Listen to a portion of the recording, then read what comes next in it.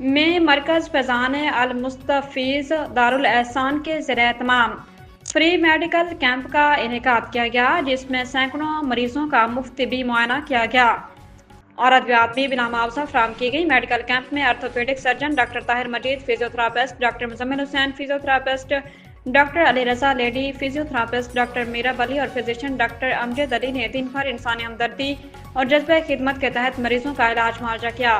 Camp کی نگرانی صوفی doctor محمد راشد نے کی۔ اس موقع پر صوفی ڈاکٹر محمد راشد کا کہنا تھا کہ انسانیت کی خدمت سب سے بڑی عبادت ہے اور ایسے فری میڈیکل کیمپس کے ذریعے ہم مستحق افراد تک علاج کی سہولت پہنچانے کی کوشش کر رہے ہیں۔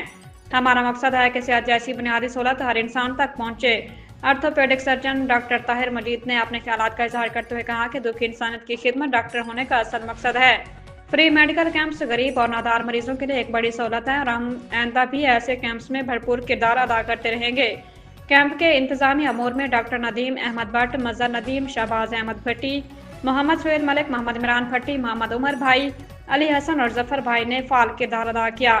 مریضوں اور علاقہ مکینوں نے مرکز فیضان المستفیض دارالاحسان کی اس فلاحی کاوش کو سراہتے ہوئے منتظمین اور ڈاکٹرز کا شکریہ ادا کیا اور امید ظاہر کی کہ مستقبل میں بھی اس طرح کے فری میڈیکل کیمپس کا انعقاد جاری رکھا جائے گا۔